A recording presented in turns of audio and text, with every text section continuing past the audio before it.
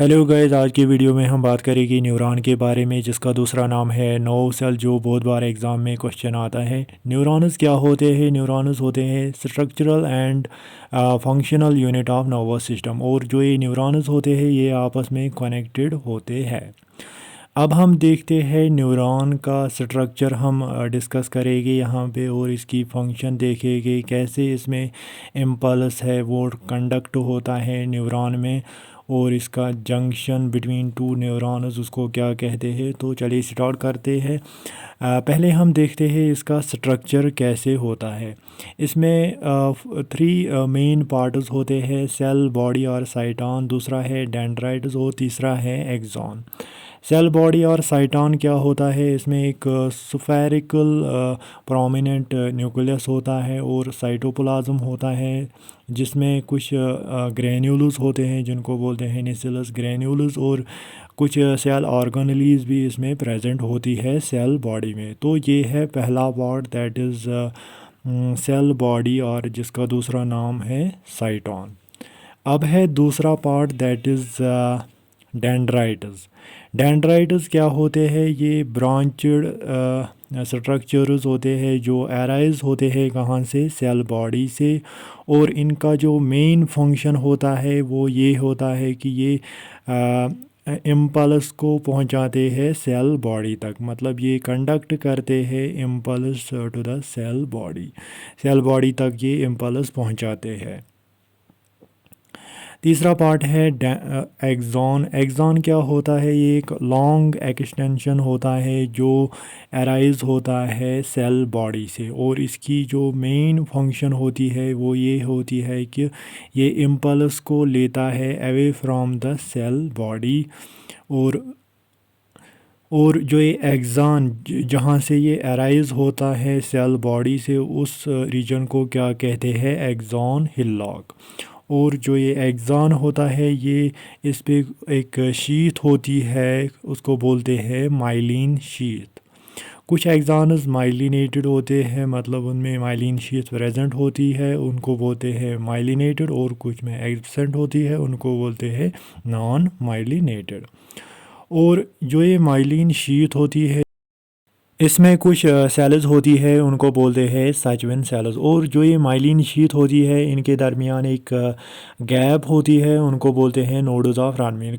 कभी कभार क्या होता है, जो ये इम्पल्स इसमें कंडक्ट होता है वो जंप करता है from one node to another node, उस कंडक्शन को बोलते हैं सॉल्टेटरी कंडक्शन। और फिर है last part, that is synapse. Synapse क्या होता है? ये जंक्शन होता है बिटवीन न्यूरॉन्स के दरमियान, और इसमें थ्री पार्ट्स होते हैं: pre synaptic membrane, post synaptic membrane and synaptic cleft. तो ये जंक्शन होता है बिटवीन टू न्यूरॉन्स के दरमियान। और टर्मिनल एबोराइजेशन क्या होता है? ये टर्मिनल पोर्शन होता है इसका। और जो ये बल्ब लाइक स्ट्रक्चर्स होते हैं इसमें, इनको बोलते हैं साइनेप्टिक नॉब्स। तो जो ये बल्ब लाइक स्ट्रक्चर्स होते हैं इसमें, उनको बोलते हैं साइनेप्टिक नॉब्स, साइनेप्टिक नॉब्स। तो ये हमने देखा स्ट्रक्चर। अब हम यही पॉइंट्स नीचे देखेंगे। पहला हमने बताया न्यूरॉन्स क्या होते हैं। Neurons are structural and functional unit of nervous system.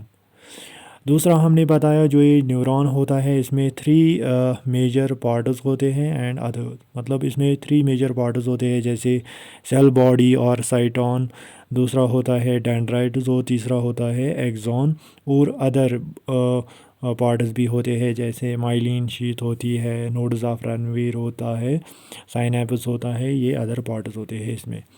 अब है पहला सेल बॉडी और साइटोन। सेल बॉडी और साइटोन, इसमें हमने क्या बोला? इसमें पहला पॉइंट है it contains typical cell organelles, prominent spherical nucleus and क्या क्या होता है इसमें? सेल बॉडी में सेल ऑर्गेनेलीज होती है, इसमें प्रोमिनेंट स्फेरिकल न्यूक्लियस इसमें पाया जाता है, और साइटोप्लाज्म होता है। तो इसका जो साइटोप्लाज्म होता है इसमें क्या क्या होता है, इट आल्सो कंटेन्स, जैसे इसमें क्या होते हैं न्यूरोफिब्रिल्स जो प्ले करते हैं role in transmission of impulse में। दूसरा है न्यूरोट्यूब्यूल्स, न्यूरोट्यूब्यूल्स का काम होता है ये मेंटेन रखते हैं इसकी शेप। और तीसरा है निसिलस ग्रैन्यूल्स इसमें प्रेजेंट होते हैं। तीसरा है निसिलस ग्रैन्यूल्स इसमें प्रेजेंट होते हैं जो सिंथेसाइज करते हैं इसमें प्रोटीन्स। तो ये हमने देखा सेल बॉडी में क्या होता है। अब है दूसरा इसमें डेंड्राइट्स।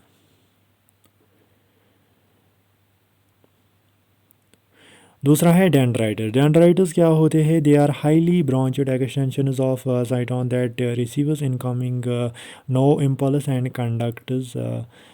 मतलब ये हाईली ब्रांचेड एक्सटेंशंस होते हैं किसके, साइटोन के, और जो रिसीव करते हैं इनकमिंग नो इम्पल्स को रिसीव करते हैं और फिर उसको कंडक्ट करते हैं towards the cell body. Sorry यहाँ पे थोड़ा सा कट हो गया नीचे।